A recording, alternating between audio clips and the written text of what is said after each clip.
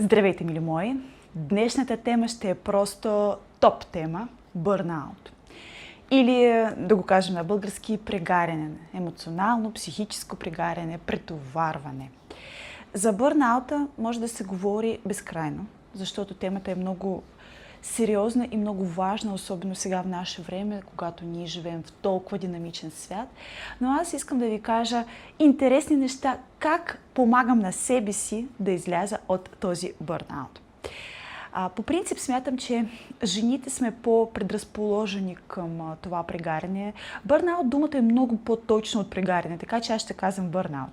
И жените са по-предразположени, защото ние в съвременния свят имаме не само задачите от към нашата кариера, професионално развитие, работа, някакви ангажименти, които имаме, но имаме и, така да кажем, много сериозна втора работа, която е вкъщи, която е различни ангажименти от към домашните ни неща, и това се нарича дори когнитивно претоварване, защото ние жените, освен всички работни, важни неща, трябва още да си държим в главата. Ще се съгласите, да?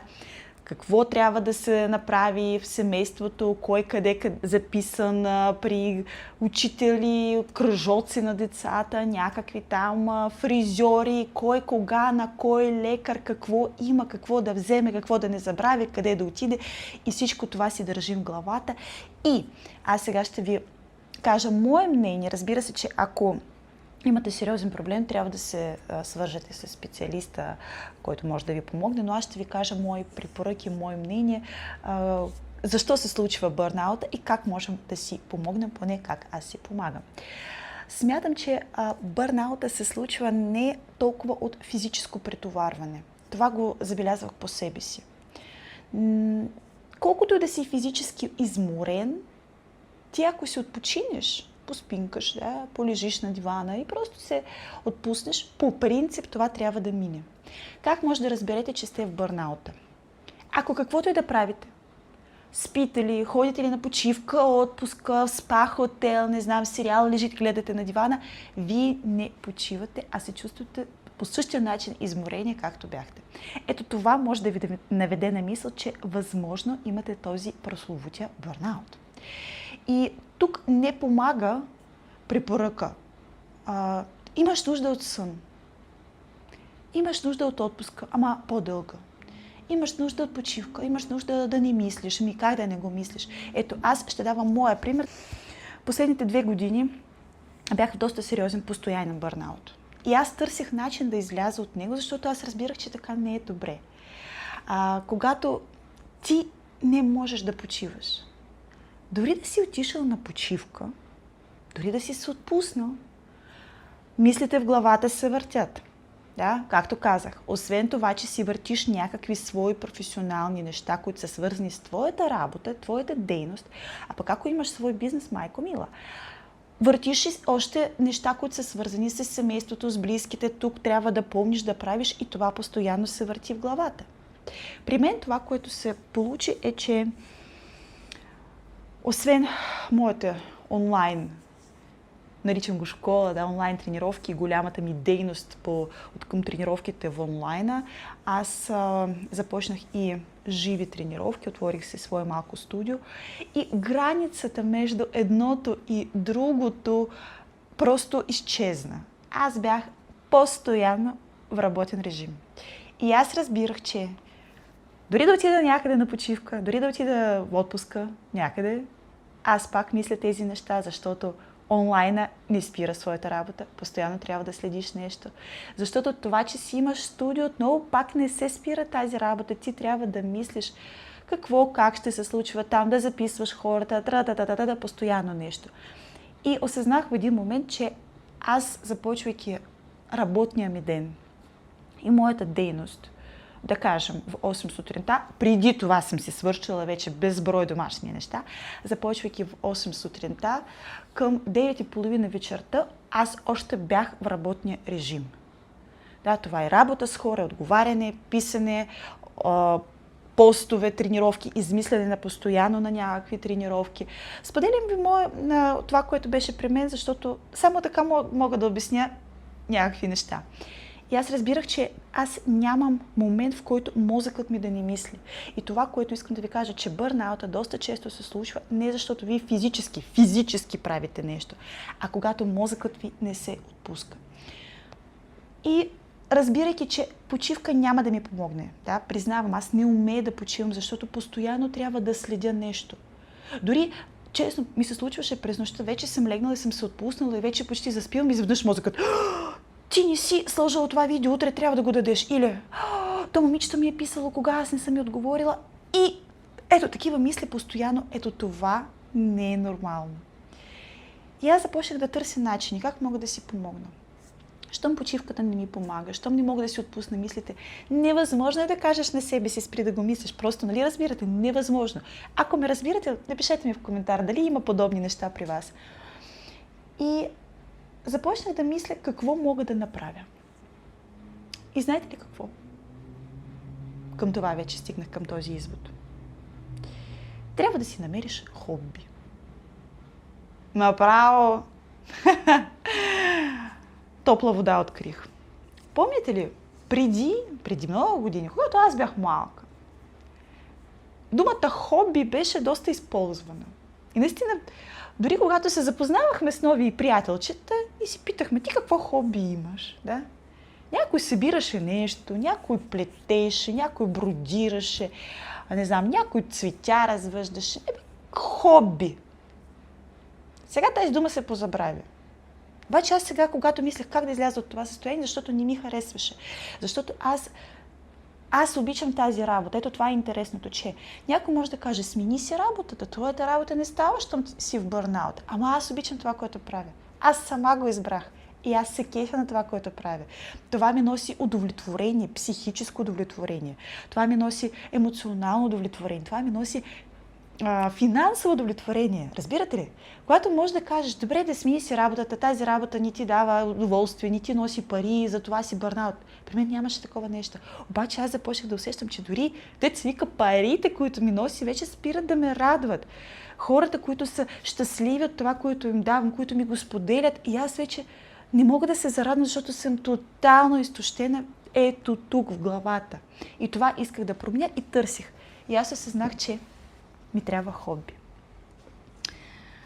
Мислех хобби като нещо да правиш физически. Да? Хобби може да бъде, например, да ходиш на танци, да ходиш на тренировки, обаче не тренировка тип, поне за мен фитнеса не може да се нарече хобби, ако ти ходиш, правиш едно и също. Демек, хобби трябва да е някаква дейност, която ти ще правиш нещо, което ти харесва. Но това нещо не е едно и също монотонно, което ти знаеш как се прави. Да? Например, четенето на книга за мен не е хобби. Хобби трябва нещо, което ти влагаш едно такова усилие, да научиш нещо, да разбереш нещо, да осъзнаеш. И нещото, това хобби, не трябва да ти да го кажа, да ти носи пари или да бъде някакъв твой бизнес, поне в началото. Да? Това трябва да е нещо, което просто ти носи удоволствие. Да, и ти пак даваш някакво усилие да разбереш как се прави, но това е с кеф. И аз мислех, нали, някакво физическо действие, танци, например, но аз разбирах, че аз съм изморена. Аз съм постоянно в тренировки. Аз съм човек, който е постоянно в тренировки, в движение, в крачки, в ходене, насам, натам, студио, в къщи, постоянно. Демек, физическа дейност усещах, че няма да може да стане хобби. Да плета, да бродирам, аз съм човек с 2 леви ръце, честно признавам. Не съм по нещо там такова да правя, въпреки че веднъж като бях по-малка изплетох един шал, така че пробвала съм и това. И си мислех какво да е хобби. И започнах да анализирам какво ми харесва. Да? И харесва ми да говоря, харесва ми да пиша, харесва ми нещата, които са свързани с личностно развитие, харесва ми да разбирам какво е в главата на човека и в моята глава съответно, как може да се промени. Аз съм човек, който си е променил себе си и живота си и психиката си и менталното си състояние сам, без скъпи обучения и курсове. Честно, сама постигнах супер много неща. Разбирам, че на мен ми харесва да правя нещо, което влияе на моето развитие и после да го споделям. Харесва ми да пиша, харесва ми да оформя като някакъв текст, като някаква мисъл, нещо. Мисълта ми тече бързо, признавам, имам го този, не знам как да го нарека, дар ли е, не знам какво. Просто мога да говоря и мисълта ми тече.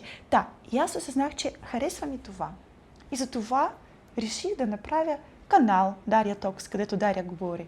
Фейсбук страничка Дария Токс, където Дария пише, но пише и говори не на своята професионална тема, която са тренировки, спорт и така нататък. Аз и там пиша, и там говоря, но трябваше ми нещо, което да бъде извън моята работна дейност, да, нека го наречем така. Направих Instagram акаунт Дария Токс БГ, защото Дария Токс беше заед. Да направих всички тези неща и изведнъж осъзнах, че това ми намали нивото на бърнаута буквално до нула. Моята работа не стана по-малка. Аз продължавам от сутрин до късна вечер. Аз съм в работните неща, в тренировки, в персонална работа с хора, в обучение за моите професионални неща. Обаче намерих си нещо, което просто ме кефи. Кефи ме да мисля какво да кажа на хората, какво искам да споделя днес. Ето, започнах Инстаграм. Там още съм абсолютно начинаеща. Правя някакви, може би, смешни неща. Обаче толкова ми е интересно да се уча, как да го направя. Изведнъж ми се появи нещо, което ми е интересно. Интересно ми, аз не знам към какво ще ме доведе. Което не е задължение. Да, то пак изисква някакво мое усилие, но това не е задължение. Това е удоволствие. Това е усилие с удоволствие. И това е нещо, което малко ме изкарва от моята професионална дейност и постоянно мислене за тренировки, измислене на тренировки, какво да дам на този човек, как да потренирам тази група. Това ме изкара от този кръговрат на едни и същи неща, които реално са от сутрин до вечер. И от постоянни домашни мисли за всеки един член от семейството, какво трябва да се случи, защото нормално е жената го мисли. Това някакси ме изкара и ми даде още един мой малък затворен свят, в който аз сега се развивам и търся още себе си. Търся какво ще се получи. Да, вече мога смело да кажа, че ако търсите начин да преминете през това прегаряне, което усещате, първо осъзнаете си го, кажете, имам си го.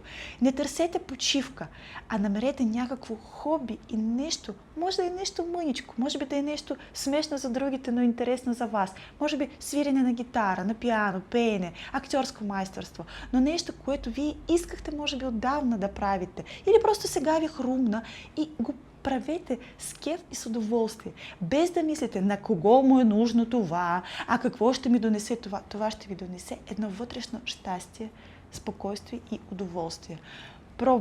Пробвайте да си намерите дейност. Не бездействие ще ви помогне. Тези хора, които стигат до бърнаута, жените особено, те са напротив много дейни. Много. Ние сме с постоянно мислене правене. Ние не сме мързеливи и лежим и нищо не правим. Ние напротив, ние не можем да лежим. И това няма да ни помогне. Намерете си нещо, което ще дава на вашето сърчице още повече кеф, обаче не е това, което вие обикновено правите, а нещо друго. Не казвам, че трябва да си сменяте работа и да си напускате работата. Ето, аз се казвам за мен. Не. Просто си намерете още нещичко за вашето удоволствие. Пробвайте, споделете ми. Наистина ще ми е интересно, ако някои неща ви помагат, споделяте в коментари, винаги с удоволствие го чета. И ако това ще ви помогне, аз ще съм много щастлива наистина, защото знам какво е да си на постоянна въртележка, дори това нещо да ти харесва и да е делото на живота ти. Трябва да има още нещо, което е само за кеф. Това мога да ви кажа за бърнаута. Ако ви стане интересно и още не сте абонирани за този канал, абонирайте се. Там нещо към банката натиснете. Също така Facebook, Instagram, там също пиша, поствам. Опитвам се да намеря себе си. Може би ще се получи нещо интересно. Целувки. Чао!